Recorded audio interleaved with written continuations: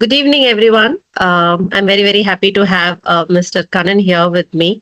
Warm welcome to Kannan, Thank you, Aruna. and welcome to this Leadership Lens session. And before we get into the topic of today's Leadership Lens episode 21, let us just explore of who Kannan is. Many of you might know him, who's been very active in various HR conclaves in and around the city. But I think it would be nice of me to let every viewers know who Kannan here is. Let me share a small video about it.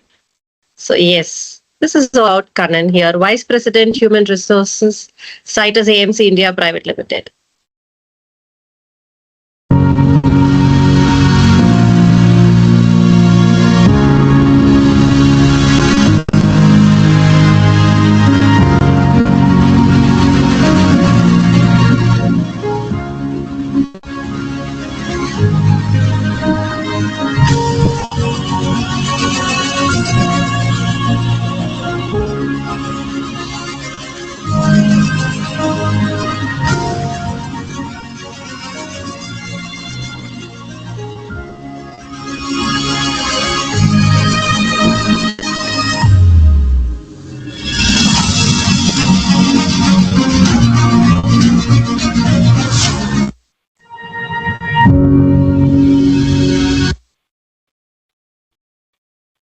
And this is Kannan for us. And some of you might have looked at our LinkedIn post regarding this Leadership Lens episode 21, and I'm sure you must all know about the topic that we are going to cover. What is motivation? So, I don't think this is something like a school college question of what motivation is. This topic is on a different level where we speak about motivation in corporates and at management level.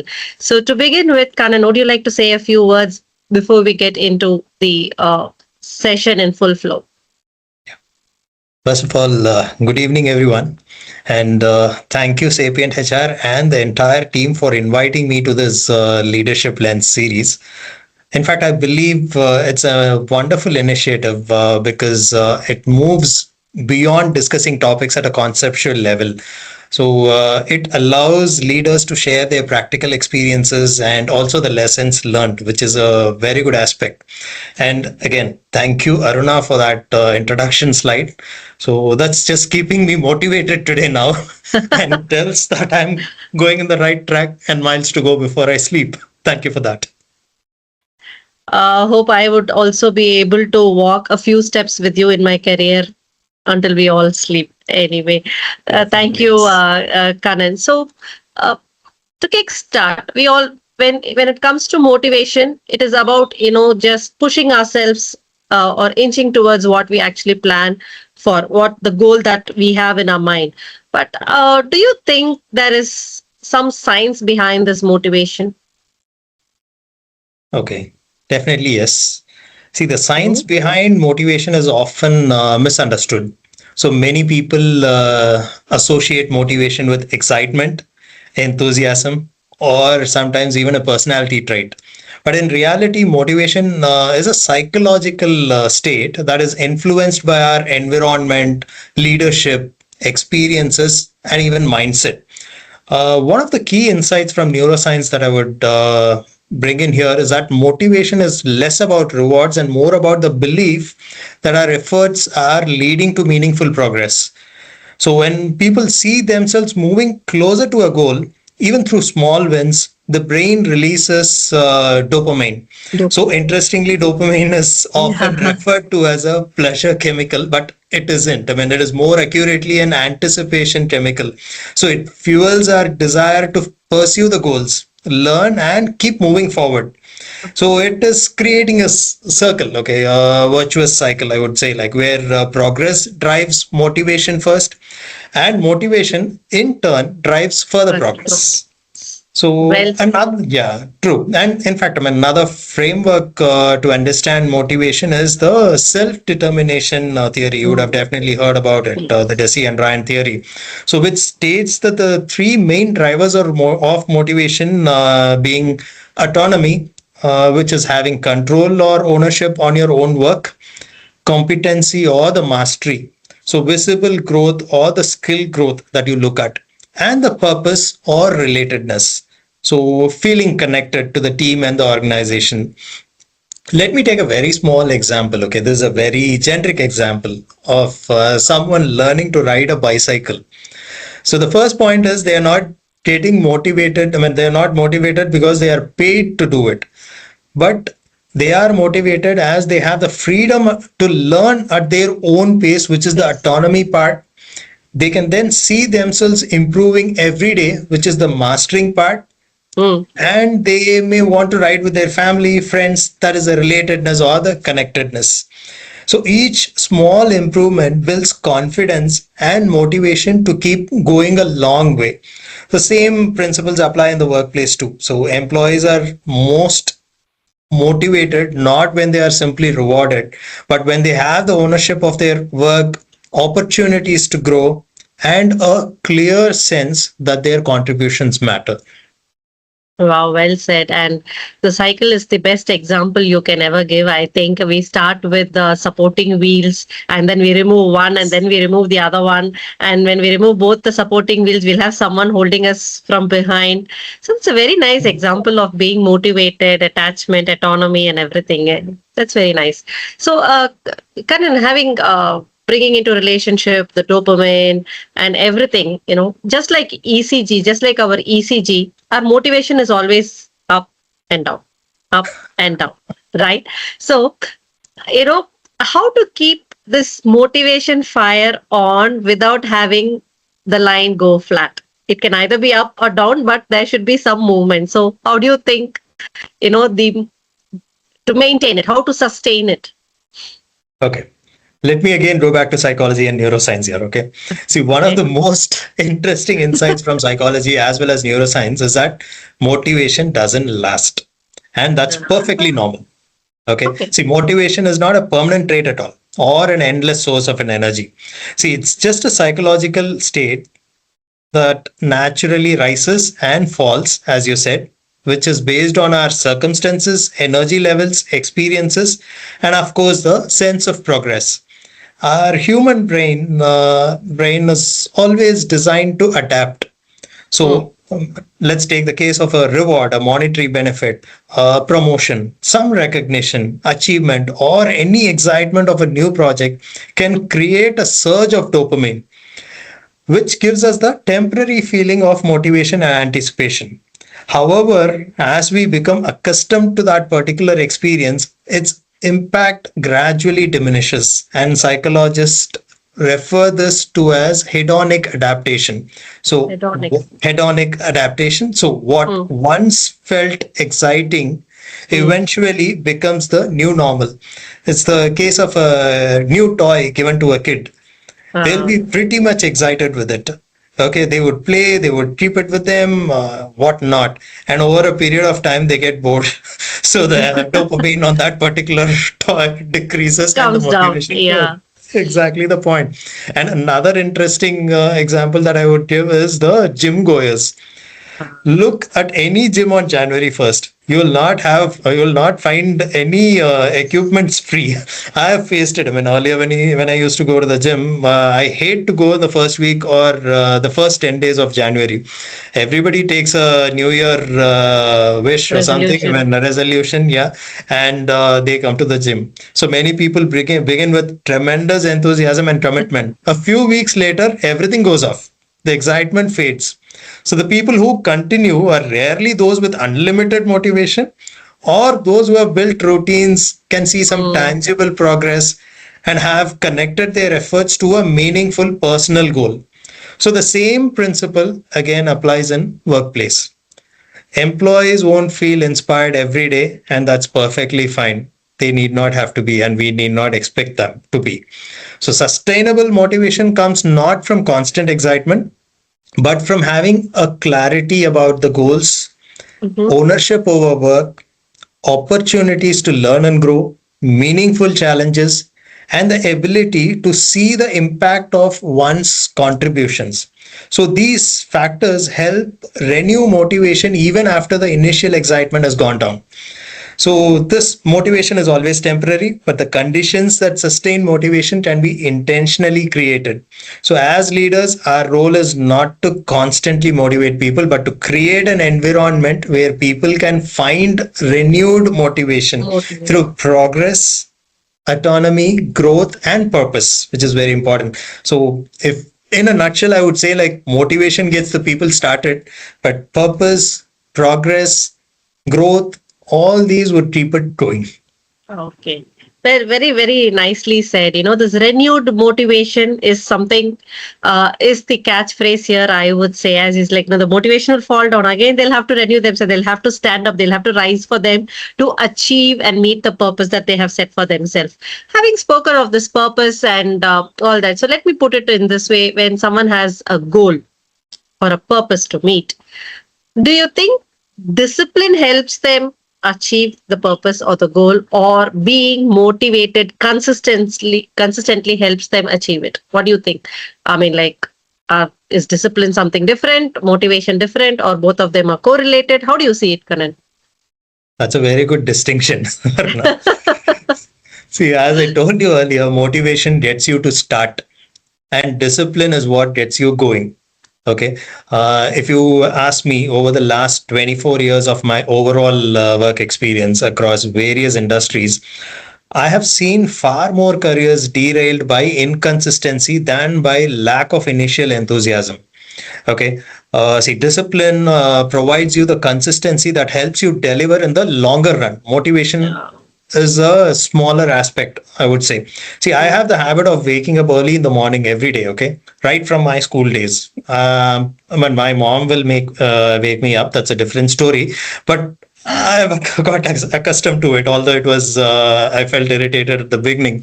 So I wake up early in the morning, go to school well before the scheduled time. My school timing was 8:30 in the morning. I used to be in the school at 7:45. And I have the habit of having food on time, so it was difficult to start with. However, I've got accustomed to it over a period of time. That's the discipline part of it. And even Mm. today, if you notice, if my office timing is at 9 o'clock, I'll be in office by 8 o'clock. Okay, that's how I follow. So take the case of athletes, okay, the top notch athletes. They train, prepare, and make decisions consistently, not because they feel inspired, but they are committed. Okay, Uh, I want to take a very small example here. Okay, from a web series. I'm mm. sorry, I'm a movie buff, so I'll be talking a lot about movies or web series here.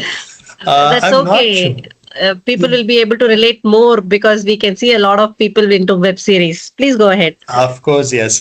See, this is a web series called Made in India, a Titan story. I don't know if you happen to watch it.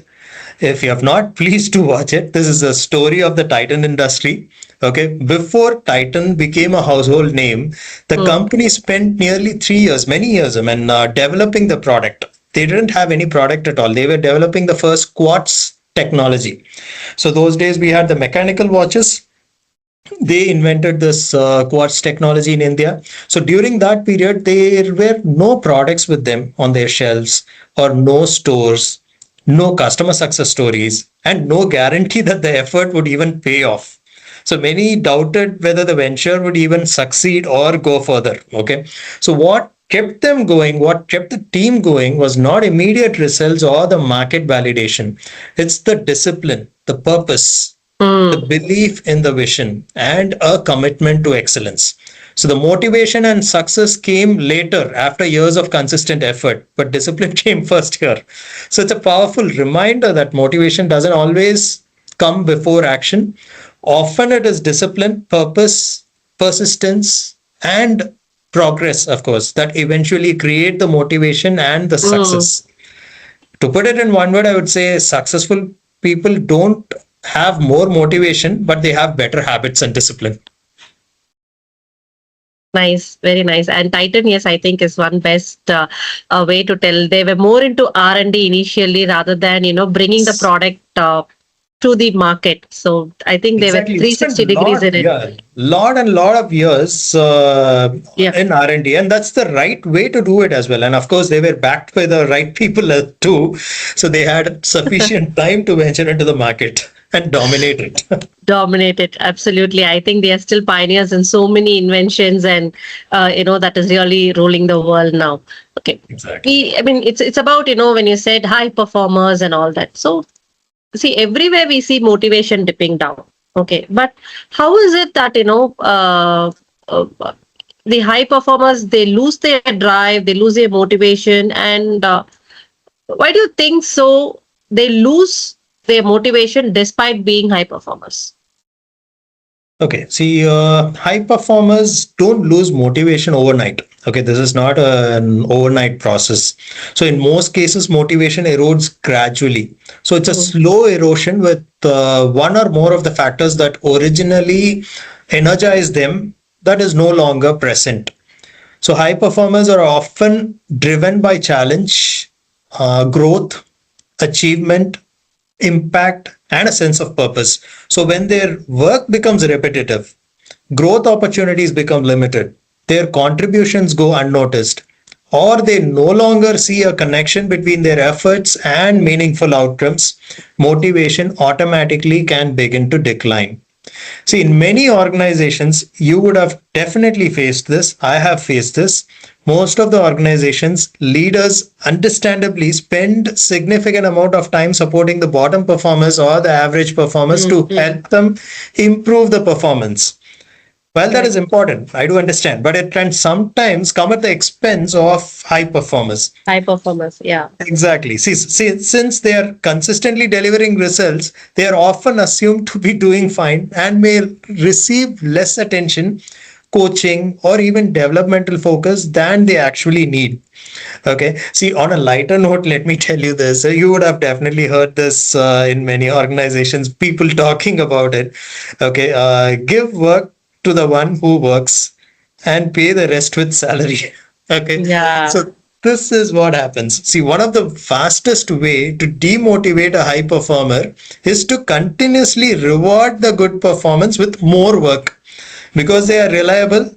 They often become the default choice for every important assignment. So without adequate recognition, support, or growth opportunities, they can eventually feel overburdened.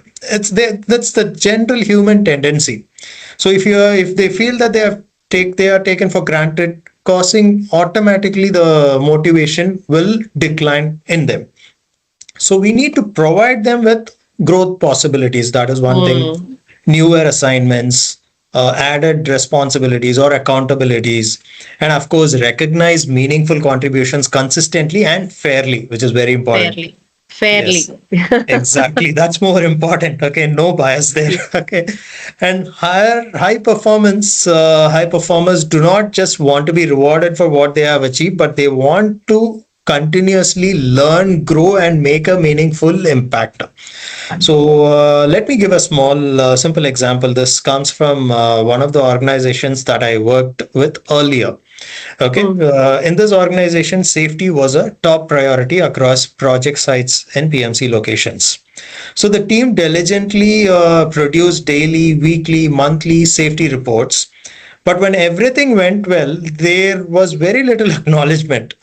Over time, what happened was the team members felt that their efforts were being taken for granted because the absence of incidents was simply seen as business as usual. Okay, no incidents, so business as usual. Nothing much required to acknowledge them. So this came up in during the employee connects and during the surveys as feedback to us. So we created another forum and we created a way and we changed this by celebrating key milestones, key safety milestones, such as achieving 1 lakh safe man hours. See, these project sites, they have the construction work going on in all discipline, let it be civil, mechanical, electrical, and safety is a separate department who will ensure the safety of all these people, managing the timelines as well. Right. So they have to be regarded. So what we did was once they completed 1 lakh safe man hours without any LTIs. LTI is lost time injury. So we started celebrating it. So recognizing these kind of accomplishments created a sense of purpose, progress, and pride within the team. So the morale improved, motivation also automatically improved, and the team's commitment to safety became even stronger. That was our vision, and that helped the company's vision in a long way. So if we don't challenge our high performers, someone else will eventually do it. So Do it. better do it Yeah. before that. True, true, true. I think they're all high performers because they are in some way motivated and they also seek motivation, and I think that is why they are consistently performing high. I think being Exactly. motivated itself is one basic expectation of high performers. I think okay, fine, I should be recognized. Okay, I should be appreciated here. Okay, I did this and I've been appreciated, so let me to raise a bar by my own self. So I Right. think I think it's all in Yeah. one. One cycle. See, when Yeah. you were a kid, when we were kids, even in the school, if you notice, if Mm. we score 10 out of 10, 25 out of 25, automatically you get those stars. At Star least now now. for the kids, we get it. Sometimes we used to get a five-star chocolate. It's Yes, all that appreciation. They tell our name in front of the assembly, in front of everyone, absolutely. Yes. praising us, celebrating us, appreciating us. These are all the motivating factors which is required. If they see, okay, hey, this guy is getting 100 out of 100, why should we even talk about him? Let's concentrate on someone who's getting 30 out of 100. It will not work. Mhm. Over a period of time, somebody getting 100 will feel, oh, what is the point in getting this? Right? So we are tuned to that from the beginning. Yeah, something. It's like, should we say, the carrot and the donkey, where the carrot is hung in Yes, front, and the exactly. donkey is all focused on the carrot. Nice. So, Absolutely right. see, for being motivated, there are various ways in which an employee can be motivated. See, as simple as employee wellness program, employee engagement activities like Fun Fridays or like any ethnic festivity days, or promotions, and being part of, and being there on the wall of fame, monthly achievers list, and all that. There are various ways in which an employee will be motivated. But do you think is one main thing that really motivates people? Okay. My answer would be yes and no. Okay. It depends on the situation. Okay. Let me Okay. explain. See, money motivates to an extent.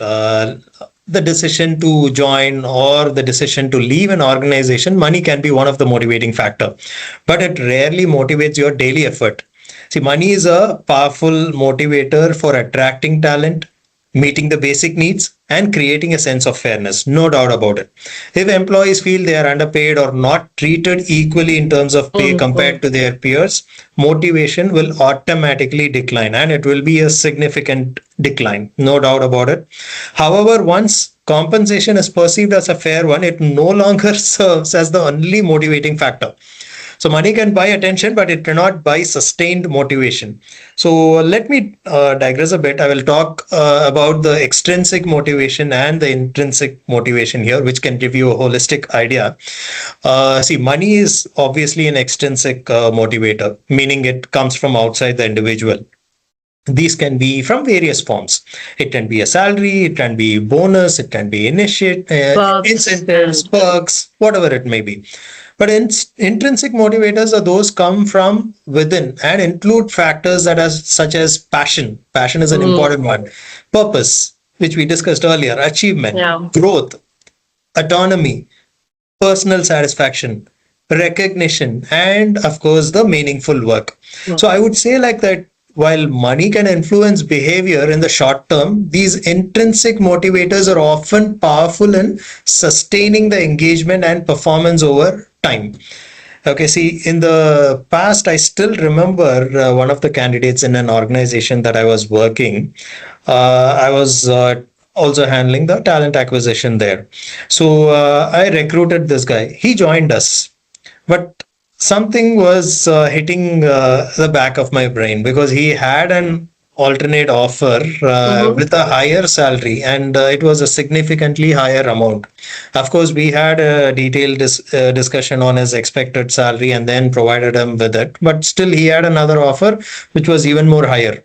So he joined us. So I was curious enough to know the reason. So I called him in person and checked with him for the reason. So Huh? what he told clearly stuck me. Okay, I mean, see, he told that he was impressed with the kind of projects that we do, which is Uh-huh. in line with his passion, and also the approach led by us from the beginning in terms of the hiring process, the way we approached him and the way we gave him feedback and the way we handholded him till the time he was onboarded. So here money became the secondary factor, although he had asked for unexpected CTC and we have given it, which was much lesser to another alternate offer. So money has not been the dominant factor Factor here. here. His passion has been the way we have moved ourselves has been dominant here. So I've also seen many startups, okay, where employees get stuck to the organization not just for the salary. Many of the organizations that I know, they found it difficult. There were tough times there. They found it difficult to make the payment on time and everything. But still, the employees stuck to the company. It was not because of the salary, but because of the passion and the meaningful work they do. Okay. Having said that, I remember of another web series here. Okay. So Okay. I'm pretty sure you would have watched this. I don't know if you have seen this web series Rocket Boys, which came some 3-4 years back. If Okay. not, do watch it. Okay. Sure. So this is a story about the lives of the great scientists, Homi J. Baba and Vikram Sarabhai. Okay. So it's about there. I mean, it comes in two different parts. An excellent one to watch. So these scientists were the ones who laid the foundations of India's nuclear and space programs post independence. They were often working with limited resources, let it be money or anything else, any support or anything external thing.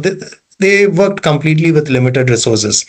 Both of them could easily have chosen a prestigious career elsewhere because they were the most sought out for at that point of time. But their motivation was explicitly tied to nation building for a newly independent country, which kept them going. So here, money is not the dominant factor, at least for them. So money is important, but that is not the only factor to keep anyone motivated or engaged. Nice. So, Karan, we have been speaking about motivation all the while. For a change, let us speak about demotivation. Okay. So, when do you think, a person should, okay, let me put it this way. How to identify that the demotivation has set in? Because mentally I might think, okay, I am doing my routine, I've been doing everything, I've been proactive in my work, I've been doing this, that, everything. Nobody's even questioning me as to why this is not being done, and I'm working towards my goal. All that I'm working is towards the purpose, but actually I will be on the track of demotivation. How am I to identify that I have entered the track? Okay. See, like I told you earlier, motivation again is not going to be supported by anyone or anything. It's within the individual. Okay. Let me go to this self-determination theory again. Okay. It shows that people are more likely to be motivated when three needs are met. The first one that we spoke about is autonomy Autonomy. in how they work, and then how they grow and develop their capabilities. And the third one is when they feel connected to a larger The purpose. relationship. Yes, and to the people around them. So as a leader, probably we play a critical role in enabling all three. Motivation is not just an on-off switch where you turn the lights on or turn the fan on. Okay. When we see that these kind of things, like, for example, a person may feel low. Okay, so his performance might decline. So first and foremost, we need to find out the reason for it. Okay, find out the reason for there might be multiple things. As a leader, we also may be the reason for it. I mean, sometimes you see leaders would micromanage. Okay, there is no proper there is lack of recognition, and there are no clear goals set. No And freedom to unclear, work. yes, no freedom. So unclear expectations, inconsistent decision making from a leader, I tell my team member to complete this. Okay, I'm not giving him any inputs. I say, I need a presentation on so and so. I need this work to be completed.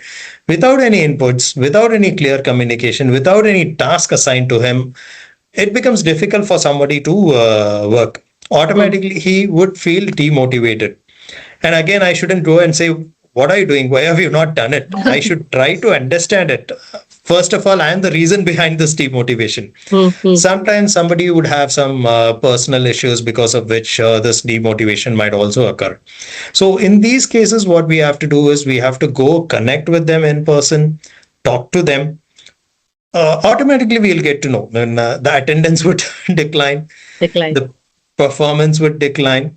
So we need to understand the factors and we need to see if we are one of the reasons behind it. Okay. Mm. So if we are a leader who micromanage or rarely provide feedback or overlook contributions, automatically people will be demotivated. So the ways to find it out is automatic performance decline or attendance issue. They are not participating in the meetings as regularly.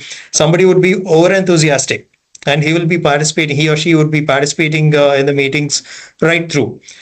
All of a sudden they become silent. Silent. So these are Yeah. all different signs of demotivation, and we as leaders will have to find this out. And of course, we cannot create motivation for people, but we can create conditions where motivation naturally emerges and sustains itself.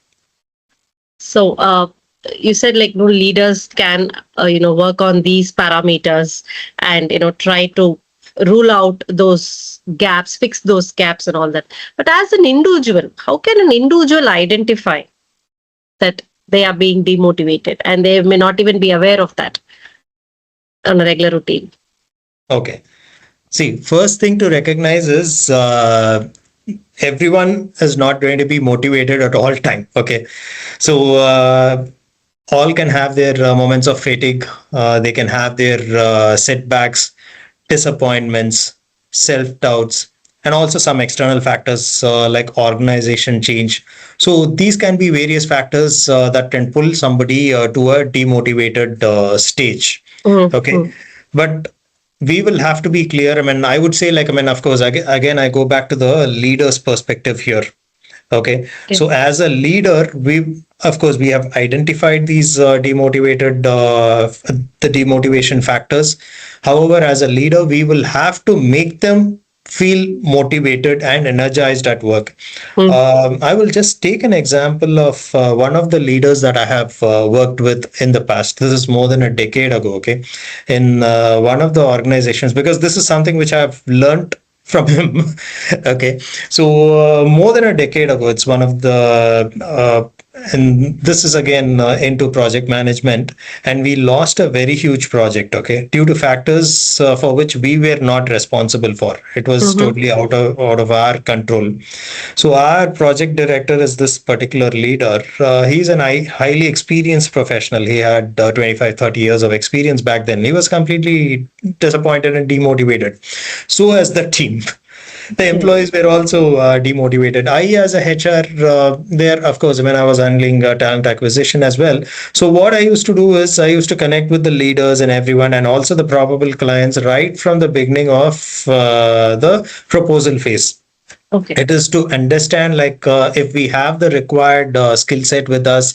If not, do we have to have what can we develop the skill set within the said period of time, or do we have to hire talent from outside?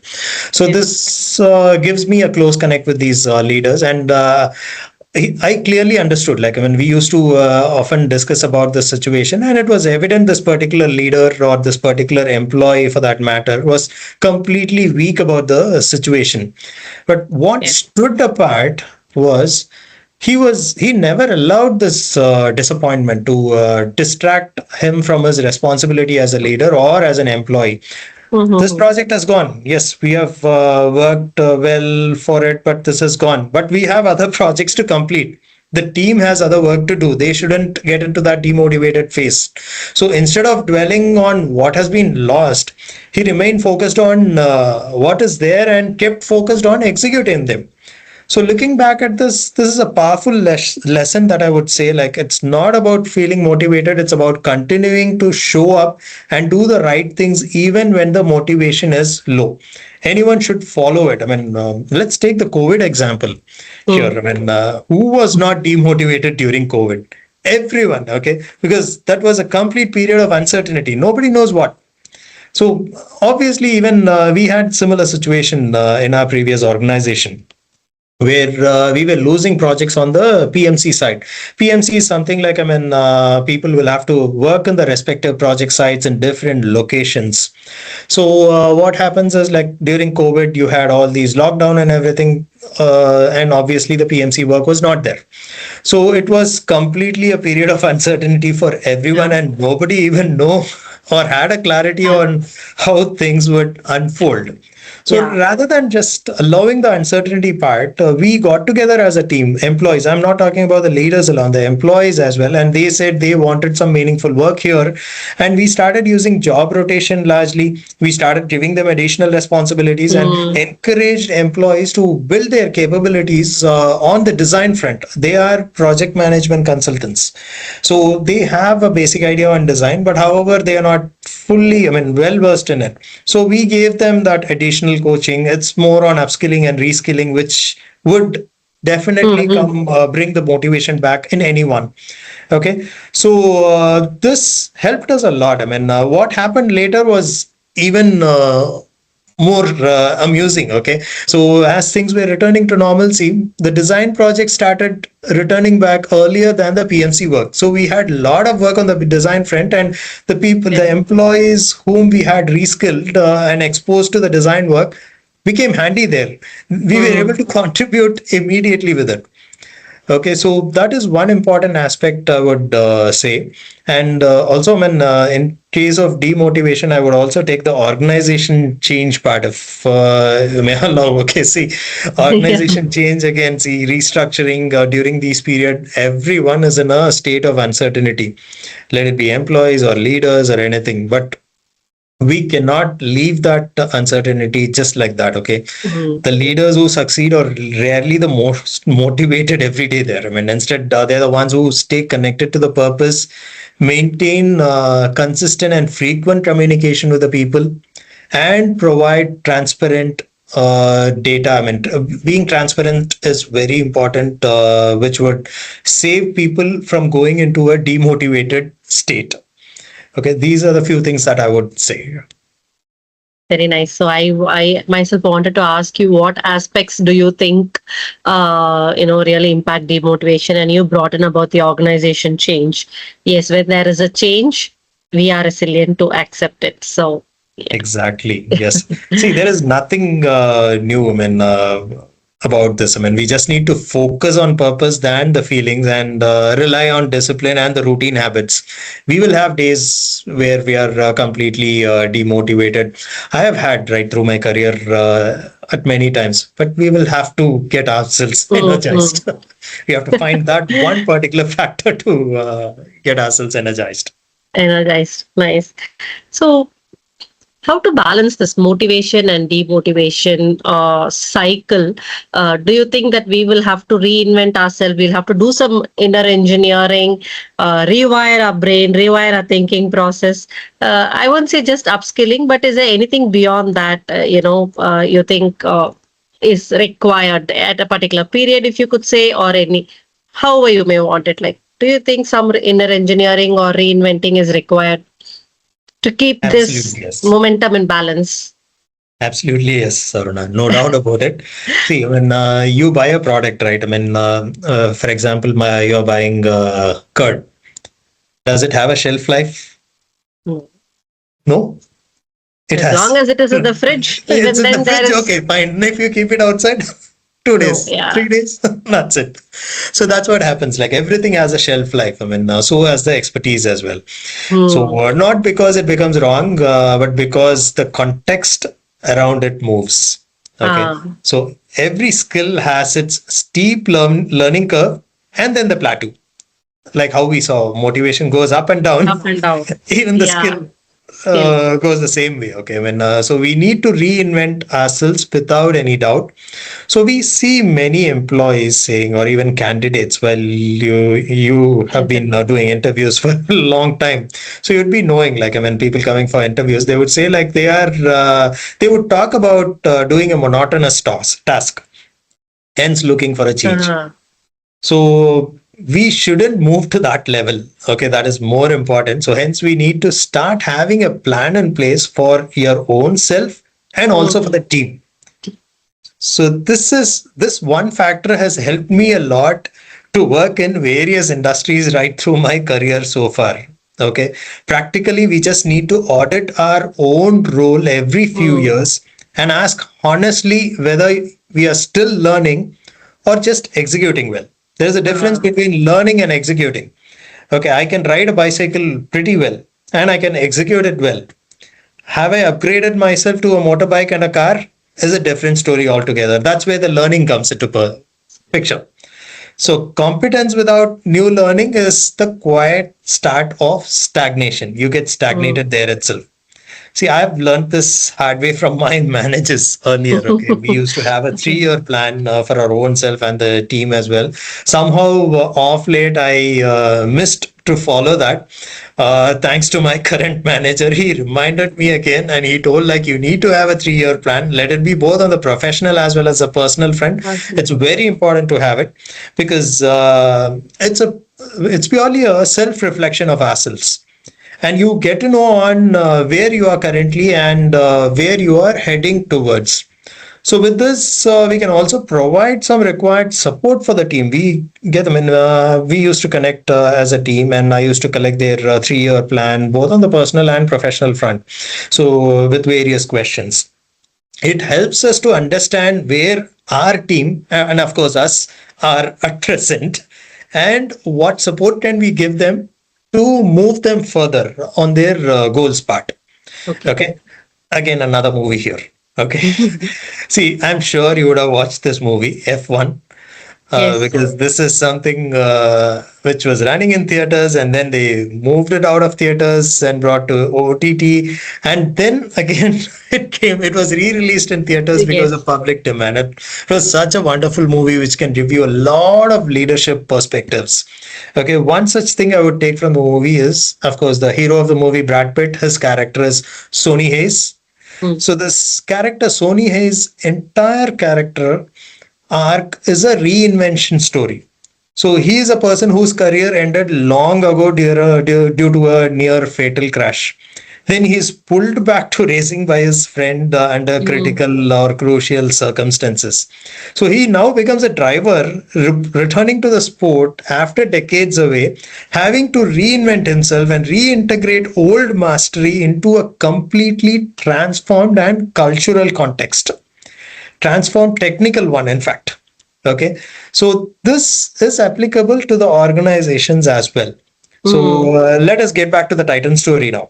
Okay, we know that they evolved into the quartz technology. They took a lot of time in R&D and they successfully launched the project, but they didn't stop there. They moved from the quartz technology, they moved to a slim watch category. I mean, I still remember getting that slim watch, wearing it a couple of decades back. So from there they moved into a different industry altogether. So that is like jewelry, mm. and then to the eyewear. So each move was made by them from a position of strength rather than crisis. So Uh, likewise, that is the most important point. In fact, I mean, likewise, I even see one of the IT major shifting their company's culture from know it all to learn it all, mm, alongside pivoting the business itself towards cloud and AI. So it's an example of reinventing leadership as well as the organizational identity simultaneously. So organizations like careers and individuals stay motivated by choosing reinvention before they are forced into. So they don't wait to go to that level. Don't get to that forceful mode. Reinvent yourself, not within a few years or something. You would know, like, I mean, after COVID, we have reinvented ourselves in many ways. ourselves. in my old organization, they said work. What is that? Work from home is not at all possible. I fought for 2 years, Saruna. I fought for 2 years. I couldn't succeed. And COVID came, and within a week, we were able to work from home, and It everything flipped went normal. over the table, everything. Yeah, over the night. Exactly. So that's what. Let's not wait for that impactful situation. Let's reinvent ourselves often. Great. So, Kanan, with RTO being in full force, we can see organizations asking people to get back to work almost on all days, starting from 12 days a month to 4 days a week to all days working. So, how do you think motivation will contribute to a better performance, should I say, when it comes to hybrid and remote working? Okay. On a lighter note, I would say this is a wrong question to me because even during COVID, it was like 1.5 months I had worked from home. And even in the current organization, at least for the last 4 years, I am working from office. So it's not Okay. about working from home now. Everybody works from office. But however, see, if you ask me, I would say like one of the most common assumptions about hybrid and remote work is that everybody feels like physical distance automatically reduces the motivation because they are away from the office. In reality, the motivation is influenced less by location and more by factors such as trust, connection, Connections. clarity, purpose, and recognition, as we discussed earlier. See, we do understand with the office environment, we have daily face to face interactions, visible leadership, informal conversations, immediate feedback, which are some of the main drivers of motivation. However, while we look at the hybrid or remote setup, autonomy is one of the biggest advantages. See, the flexibility to manage the time, prioritizing work and balance both professional and personal responsibilities are key. So the industry I was in earlier, so as I told you, they never allowed us to work on hybrid or remote work. But COVID taught us a different lesson altogether. Everyone were working from home, and the efficiency also improved. We had initial hiccups, but we were able to overcome. Like any other organizations, we had more interactions through daily huddles, virtual coffee chats, virtual recognition forums, and nowadays we have started leveraging it through AI. When somebody wants to return to work, automatically we need to have those connections, recognition forums and all those things. And what is there in store for the employees? What is the additional benefit that we are providing them? Okay, the most important motivation is when you are in office, you can work for 9 hours. When you are at home, you will have to work for 12 hours. Okay, that is True. something which is happening. That is one of the That is major actually not motivation at some point, I would say. Yeah, Going to that is a office is big better. motivation. Yeah, better. You have some time traveling. Of course, it is hectic in the traffic, but at least you don't have to see those four walls alone. You can go out and you can Yeah, travel you a see bit, different faces. connect with people. Of Okay, course, that's yes. more important. And see, when I would also digress a bit now, talking about the hybrid and remote environment. This is about the PMC site in our earlier organization. We talk a lot about this thing, working from home and all those things. Okay, so in that particular organization, the project management site was totally a different one altogether. We cannot connect with them regularly. And what happened was we were talking about the safety aspect, right, which was the topmost priority. We follow that strict safety norms, and while we were getting reports, we had less number of LTIs reported.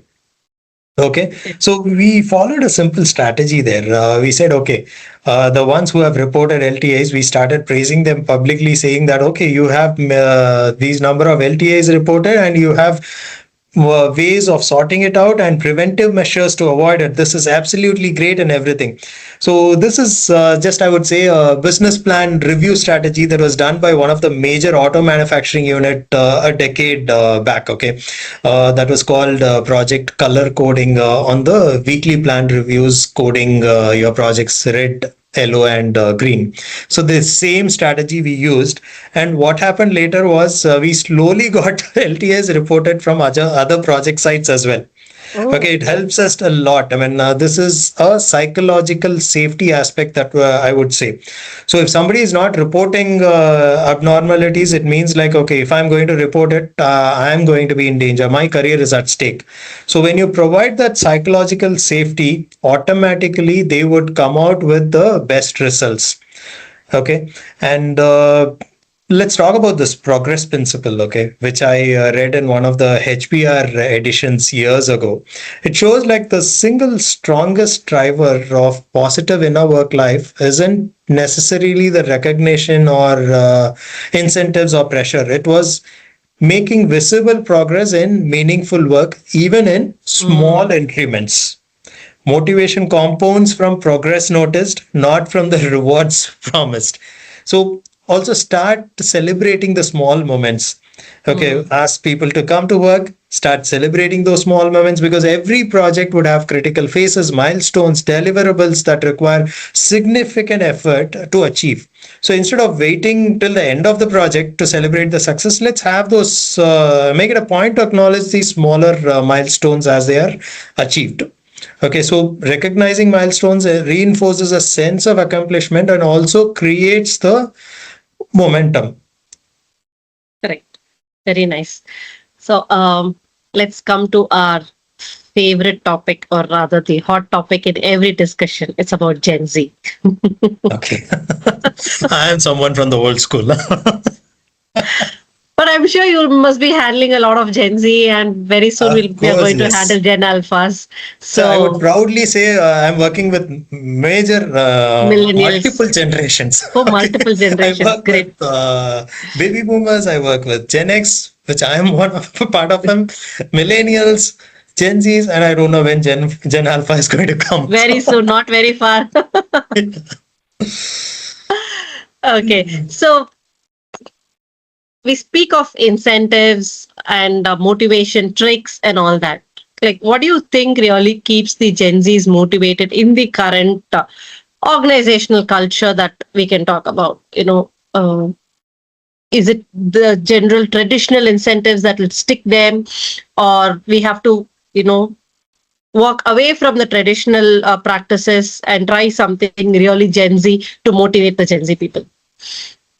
Okay, if you talk about this traditional incentives, my take is that traditional incentives are not the only motivating factor for any generations. Forget about Gen Z. For any generations, that's not the only motivating factor. Okay. Just let's look at this Herzberg's two-factor theory. Okay, Mm. it clearly states like pay policy and suitable conditions only prevent demotivation. They don't create motivation, but recognition, growth, and responsibility does. And Gen Zs are very clear about it. I mean, in particular, they are not looking for long hierarchy or long promotion cycles or tenure based rewards or awards. They look at the real motivators, the recognition part, the growth part, the meaningful work part, transparency, which is very important. I mean, transparency about decisions, how decisions gets made, and fast feedback loops, and of course the visible skill building rather than the normal title progression. So I would summarize it in five different points. See, first one is we will have to follow frequent and specific feedback over the annual reviews. See, Gen Z has grown up in a world of instant feedback Mm. mechanism. Okay, Like for an them, Insta. Yeah. recognition, yeah, it's not an annual event. Recognition is not at all an annual event. So frequent feedback and acknowledgement matters far more because they provide a continuous sense of progress and growth for them. The second aspect is growth and visible skill progression over the hierarchy and tenure. Many Gen Zs don't see a job just as an employment. They see it as a platform to learn and grow. They're Yeah. very clear in their thoughts. They ask questions. So they are often more motivated by improving their skills and capabilities than by simply moving closer to the next title or so. Okay. And Yes. the third aspect I would say is purpose or purpose and transparency together over hierarchy based authority. Gen Zs tend to ask why.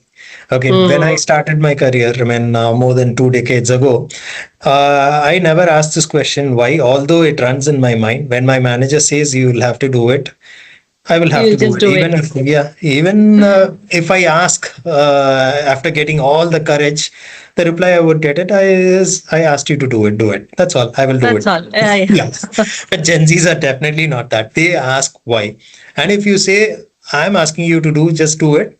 They are totally demotivated. They are disengaged with work. Some of them they would even see that this is not my cup of tea and they leave it. Okay, Yes. so the purpose really matters a lot. And then the fourth one is the autonomy and the flexibility. So Gen Z always values autonomy. So when leaders Mhm. focus on outcomes rather than micromanaging every step, employees feel trusted as well. Gen Z as well as everyone for that matter, but Gen Z in particular, they are pretty much into this autonomy and flexibility. And the last one is again it goes to every generation, psychological safety, which we Uh, spoke earlier. They are most engaged when they feel their voice matters a lot and they can speak up without fear, unlike me, at least, I would say in my olden days. No, I'm Not not like anymore, that. Kanan. Yeah, I'm not like that anymore. I mean, okay, at least I'm talking about my olden days. Okay, so for Gen Z, I would say like motivation is less about what do I get and more about what do I learn, contribute, Mm. and what am I working for. So a quick recap of this F1 movie here. Okay, so we spoke about Sony Hayes, the older guy. There's this Mm. other character, Joshua Pierce, who is his younger mate. We can consider him as a Gen Z. Okay, he's a talented, impatient one with hierarchy and he is initially unmoved by Sony's seniority or reputation, I would say. Okay, so he doesn't defer to Sony in that movie just because Sony is older or more Senior. Yeah. experienced. Yeah, and he was motivated more by real time and on track feedback. Racing Mm. itself is an instant feedback. They're talking about the lap times or positions or telemetry. When you see the relationship between these two characters, the older guy Sony and the younger guy Pierce, it shifts when the older guy gives him direct, specific, and immediate input rather than the generic seniority based instruction. And then they Mm. start working together for the team purpose over the individual glory. So I would say to motivate Gen Z, focus less on rewards and more on growth, purpose, autonomy, instant feedback, and psychological safety. Safety. Great. Very, very practical, thought process in handling the Gen Zs, Kanan. I think your experience of handling multiple generations has given you a lot of hands-on experience to handle our Gen Zs. Lot of ideas, lot of insights, well explained. So thank you so much, Kanan. And I think this session on motivation will definitely keep me motivated till tomorrow to finish the week in a more pleasant way. Thank you so much. It's a pleasure having you here, Kanan. Thank you so much, Aruna, and for the entire team for inviting and organizing this. Thank you so much. And with the initial slide itself, I was energized and motivated. And after speaking a lot, I'm more motivated here to continue my work. Thank you. Thank you. Yeah. Thank you. Yeah, have a great day. Bye. You too, Kanan. Thanks a lot. Thanks, everyone. Thanks for watching this Leadership Lens session with us. Thank you. Bye.